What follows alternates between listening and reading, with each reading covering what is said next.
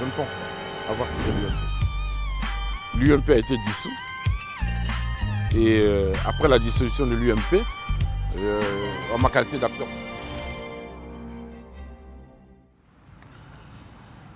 En démocratie,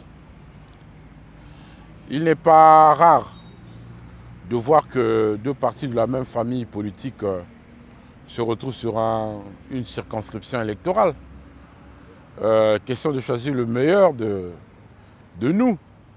Donc, et ici, le cas échéant, le Congo En Marche, c'est un parti du centre, le PCT, c'est un parti de la majorité.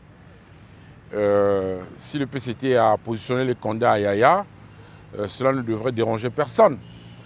Ce qui peut peut-être déranger, c'est pas peut-être déranger, ce qui peut peut-être pousser à se poser des questions, c'est comment cela s'est fait, comment ça a été pensé.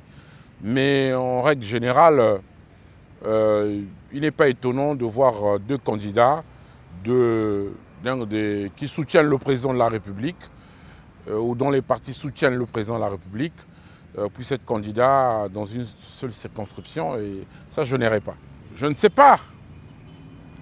On ne vend jamais la peau de l'ours avant de réaliser cet exploit. Et donc, nous pensons que c'est une nouvelle élection.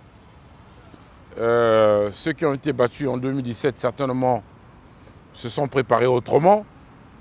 Nous qui avons gagné en 2017, certainement également, nous avons eu plus d'ancrage, nous avons eu plus des outils.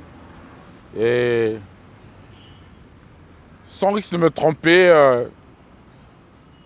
je pense que la chasse sera fructueuse. Je compte d'abord sur la sérénité du gouvernement qui a commencé à dérouler l'ensemble des opérations préélectorales et électorales dans de bonnes conditions. Ensuite, la paix garantie, chaque candidat se prépare dans son état-major et il vient devant les électeurs. Et donc, si cette paix est garantie et que les électeurs se lèvent le dimanche 10 juillet et pour les civils et le 4 juillet pour ceux de la force publique, eh bien, je pense que si ces conditions de paix et de sécurité sont réunies, je crois qu'elles sont réunies déjà, je trouve que cela c'est le premier levier qui va nous permettre effectivement d'espérer trouver un bon résultat lors de cette élection. Mais en dehors de cela, vous savez qu'il y a... Quand on est député, on a fait 5 ans. Il y a le souverain primaire, qui est donc la population. La population de Yaya, très lucide, contrairement à ce qu'on croit. Souvenez-vous, en 2017, je n'avais même pas donné 1000 francs ou 2000 à un électeur. Pas du tout. Mais avec les moyens de bord, les populations de Yaya avaient décidé de m'élire et de me porter au niveau du Parlement. Et je pense que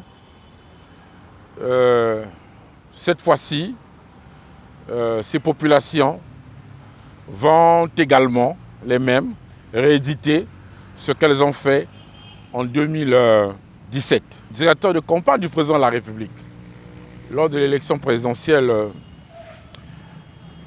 de mars 2021. Et quand vous voyez comment cette élection s'est déroulée à Yaya, vous n'avez aucun doute que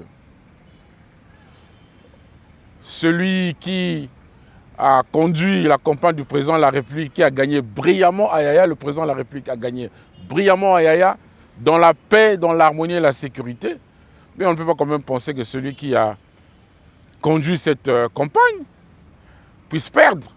Non, non, pas du tout. Le président, c'est un père. C'est le père de la République, le père de la nation. Le président nous connaît tous. Le président, nous sommes les enfants, toute la République est dans les mains du président de la République. Le président de la République vous lit, vous écoute. Le président de la République, c'est tout. Non, comment lui rappeler? Un fils ne rappelle jamais à son papa qu'il a besoin de manger le pain le matin. C'est pas possible. Mais non. C'est simplement vous dire que c'était un moment très chaleureux, un moment très bien, et que nous avons été très fiers d'ailleurs d'être porteurs de cette candidature dans la circonscription électorale de Yaya. Souvent quand on parle d'un bilan, surtout quand il s'agit d'un député, on parlerait de quoi? Mais on parlerait de quoi? On parlerait... parce qu'il ne faut pas oublier que le rôle du député, c'est d'abord contrôler l'action du gouvernement. C'est voter les projets de loi qui sont apportés sur la table du Parlement par le gouvernement. C'est aussi voter les propositions de loi qui sont apportées par les collègues parlementaires ou députés.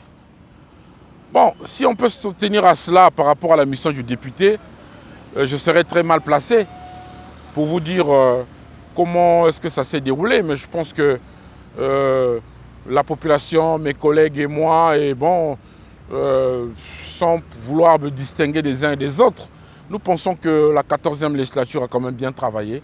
Nous avons eu de très bons résultats.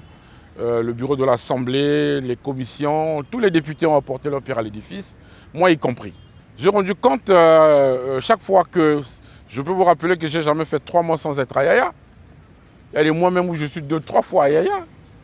Et donc j'ai rendu compte fidèlement aux populations de Yaya de ce qui s'est passé à l'Assemblée, en dehors de ce qu'elles écoutent par les médias, mais de façon, je peux dire de façon directe. J'ai rendu compte aux populations et ils ont été au courant. Sauf si vous voulez parler d'autres choses. Je pense que dans la tête de nos compatriotes, quand on parle du bilan du député, on ne parle pas, on ne vous amène pas sur le champ que je vous ai emmené. On dit plutôt qu'est-ce qu'il a fait sur le terrain, est-ce qu'il a dû faire des actions auprès des populations. Et à ce sujet, j'aimerais vous inviter à Yaya. Sur le terrain, je pense que vous pouvez bien regarder beaucoup de choses. Si je peux citer quelques actions, si vous permettez, nous pouvons dire que sur le terrain, nous avons aidé par exemple à mettre en place des campagnes de santé, où nous avons soigné les parents dans tous les villages, alors ceci de façon gratuite. Nous avons mis en place il y a une pharmacie, un dépôt de pharmacie, dépôt pharmaceutique, qui est à Yaya, où les personnes de 3e âge ont leurs médicaments gratuitement. Veuves orphelins gratuitement. Et sont munis des badges, et ces badges leur permettent d'avoir accès à la pharmacie. Ces derniers temps, il y a eu un peu baisse de stock, mais d'ici là, le stock est renouvelé. Et donc, c'est une action qui plaît bien aux parents. Hier, quand vous arrivez à Yaya, dans la nuit comme ça, vous voyez les torches partout. Et aujourd'hui, quand vous arrivez à Yaya, Yaya est totalement éclairé. La nuit est totalement éclairée du début jusqu'au fond du village, du district. Et ça, c'est l'effort du député. Et vous pouvez donc voir un enfant aujourd'hui, un élève sous le lampadaire, en train d'étudier. Ce qui ne se faisait pas à Yaya. Aujourd'hui, Yaya est doté d'une station de radio qui peut donc informer la population de Yaya sur tout ce qui se passe dans le monde entier, en particulier ce qui se passe au Congo. Toujours à Yaya, le gouvernement nous a aidés. Aujourd'hui, quand vous rentrez à Yaya, vous pouvez trouver un château d'eau. Ce qui permettra que on puisse avoir de l'eau, qu'on puisse avoir que les parents n'aient pas assez de difficultés. Toujours à Yaya, aujourd'hui, dans le district de Yaya, vous avez une ferme avicole. Le président nous a dit qu'on doit repartir à la terre, l'agriculture vue au sens large. Et aujourd'hui, il y a des pondeuses à Yaya. Et on peut donc déguster des œufs qui sont produits à Yaya. Vous avez,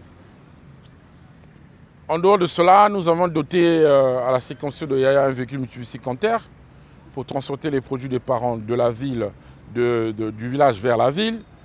Comme vous savez, la gestion c'est autre chose. Nous avons également doté le district de Yaya d'un engin qui devait permettre d'assainir la ville, une tractopelle. Je peux vous dire aussi qu'au niveau de Yaya, les jeunes ont été formés à la conduite. Je ne pense pas avoir quitté l'UMP. L'UMP a été dissous. Et après la dissolution de l'UMP, en ma qualité d'acteur politique, après diverses consultations, j'ai jugé utile de poursuivre la politique en créant un parti avec toujours les amis au centre qui s'appelle le Congo en marche et un parti aujourd'hui qui est en train de marcher et avec le président de la République bien sûr, avec toutes les forces de la République, en étant au centre, un parti qui inspire l'espoir que le Congo est un pays béni et c'est un pays qui va avancer et qui avance déjà avec le président de la République. Je le reçois favorablement. Un soutien, on ne le refuse pas. Je lui dis merci. Vous savez, lorsqu'il y a élection, c'est vrai. Mais l'élection était au moment de choix. C'est vrai qu'après, on met des banderoles, on met de la publicité, il y a des intrigues, les gens crient à gauche, crient à droite. Mais en réalité, l'élection n'est qu'un moment où on choisit un des fils parmi les fils du terroir. Ce n'est pas autre chose. Et dans ce choix-là, ceux qui ont la décision, c'est la population. Ce que je pense, moi, c'est que l'élection de 2022 sera également une élection apaisée.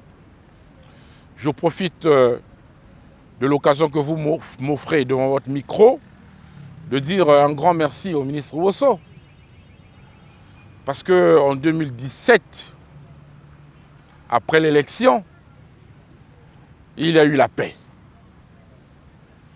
Et il a respecté le résultat des urnes. Et il n'y a que des grands hommes qui font ce genre de choses. Et donc, je n'ai aucune difficulté à croire que